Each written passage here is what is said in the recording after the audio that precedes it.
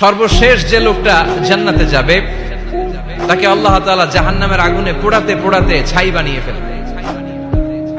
আল্লাহ বলবেন, জিব্রাইল যাও একটু দেখো, একটা মাত্র সেজদা দিয়েছে আমাকে, এরকম কাউরে পাওয়া যায় কিনা। বাটি চালান দিয়ে দেখো পাওয়া যায় কিনা। খুঁজে খুঁজে কাউরে পাবে না। আল্লাহ বললেন আবার দেখো, খুঁজে খুঁজে একজনকে পাবে, সামান্য ইমানের ছিটে ফোঁটা তার অন্তরে ছিল। আল্লাহ বলবেন, যেহেতু ছিটে ফোঁটা আছে, অনেক মায়ের খাইছে, ওকে বের করে জাহান্নাম থেকে বের করে একটা নির্ধারিত দূরত্বে রেখে দাও। রেখে দেয়া হবে, কিন্তু জাহান্নামের আগুনের লেলিহান শিখাতে তার গা ঝলসে যাবে। সে আল্লাহর ডেকে বলবে, মাবুদ তোমার কাছে আমি কিছু চাই না, জাহান্নাম থেকে তুমি আমাকে বের করেছো, জীবন নদীর পানি তুমি আমার গায়ের মধ্যে ঢেলে দিয়েছো, আমি আবার সজীবতা ফিরে পেয়েছি। আমি তোমার কাছে জান্নাত চাই না, শুধু নিরাপদ একটা দূরত্বে আমাকে রেখে আসো, যাতে জাহান্নামের আগুন আমারে কষ্ট দিতে না পারে। আল্লাহ, আমি কিন্তু তোমার কাছে জান্নাত চাই না। কি চাই না? জান্নাত চাই না, কিন্তু জাহান্নামের আগুন আমারে কষ্ট দিচ্ছে, এতটা দূরত্বে রাখো যাতে জাহান্নামের আগুন আমার গায়ে না লাগে। আল্লাহ বললেন, ওকে রাখবো, কিন্তু আমার সাথে একটা কন্ট্রাক্টে যেতে হবে, যে এটা তোমাকে দিলে তুমি আর নতুন করে কিছু চাবা না। সে বলবে আমি রাজি, কন্ট্রাক্ট হয়ে যাবে। আল্লাহ জিব্রাইলকে বলবেন, যাও এমন দূরত্বে রাখো যাতে জাহান্নামের আগুন ওরে কষ্ট না দেয়।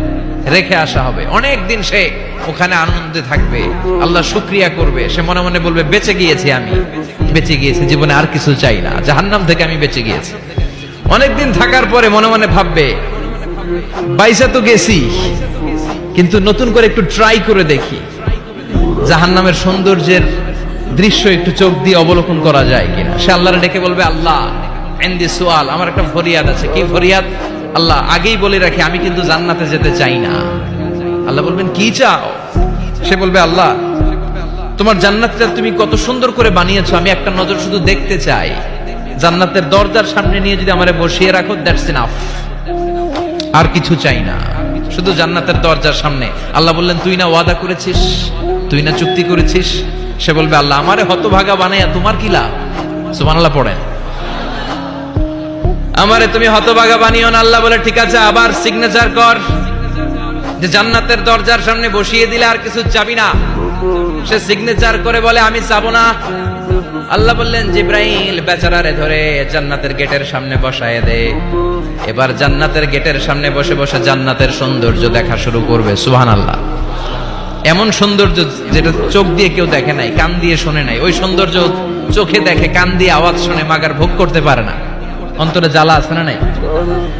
এয়ার কন্ডিশনের রুমে ঢুকতে না পারলেও, এয়ার কন্ডিশনের রুমের দরজার বাইরে দাঁড়ালো, এয়ার কন্ডিশনের রুমের একটা ঠান্ডা বাতাস গায়ে লাগে না? কথা বলেন তো। ও যখন জান্নাতের দরজার সামনে দাঁড়াবে, ওর গায়েও এরকম জান্নাতের ঠান্ডা বাতাসের হিমেল ছোঁয়া গাটাকে শীতল করে দিবে। ওই শীতল হয়ে যাওয়ার পরে আর তো সহ্য হবে না, আবার আল্লাহরে ডাকবে। মনে মনে ভাববে, আর একটু ট্রাই করি না, দোষ কি, আস্তে আস্তে অনেক দূর তো আগাইছি। সুবহানাল্লাহ কইবেন না?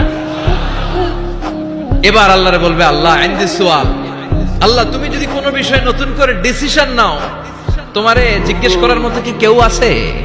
আল্লাহ বলে, না, আমি তো সব রাজার বড় রাজা, মহারাজা, আমার উপরে তো কারো কথা চলে না। ওই হতভাগা লোকটা বলবে, আল্লাহ এত সুন্দর জান্নাত তুমি বানালাম, চোখ দিয়ে সৌন্দর্য দেখি, কান দিয়ে আওয়াজগুলো শুনি, হুর আর গেলমান হেঁটে বেড়ায়, এত সুন্দর জান্নাত চোখ দিয়ে দেখি, ঢুকতে পারি না, আমারে কষ্ট দিয়ে তোমার কি লাভ? ও আল্লাহ, আমারে তুমি মাফ করে দাও, জান্নাতের চিপার মধ্যে এক কর্নারে তুমি একটু আমারে জায়গা করে দাও। আল্লাহ বলবেন, ওয়াই হাক ইবনা আদম, তোর ধ্বংস হোক হে আদম জাত, মা আগদারাকা, তোর চেয়ে বড় গাদ্দার আমি আমার সৃষ্টিকুলে কাউরে দেখি নাই, কারণ তুই আমার সাথে চুক্তি করিস আর চুক্তি ভঙ্গ করিস। আল্লাহর রহমতের দরিয়ায় তখন জোশ খেলে যাবে, ওর আকুতি মিনতি চাহনি আল্লাহর রহমতের দরিয়ার মধ্যে জোশ লাগিয়ে দিবে। আল্লাহর দয়া হয়ে যাবে, মায়া হয়ে যাবে।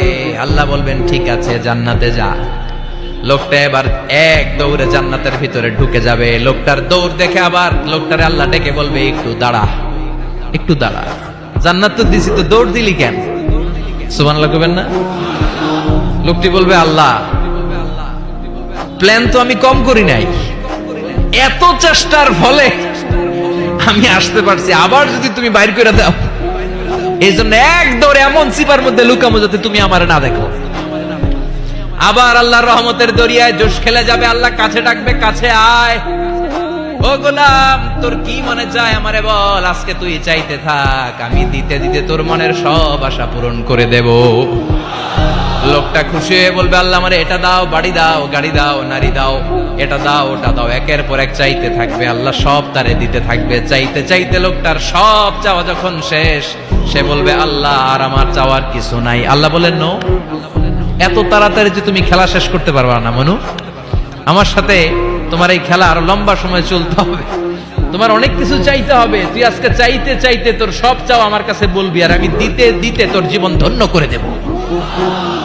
সে আবার চাইতে শুরু করবে, আল্লাহ এটা দাও, ওটা দাও, ওটা দাও, আল্লাহ দিতে দিতে সব দিবে। এরপরে বলবে, আল্লাহ মাফও চাই, দোয়াও চাই, আর চাওয়ার কিছু নাই। আল্লাহ বলবেন, তাই ঠিক আছে, তোরে আমি জান্নাতে ঢুকাই দিলাম, তবে মনে রাখিস তোর জান্নাতটা হবে সবচেয়ে ছোট জান্নাত, আর তোর জান্নাতটা হবে এই পৃথিবীর 10 গুণ। চিল্লা এখন সুবহানাল্লাহ।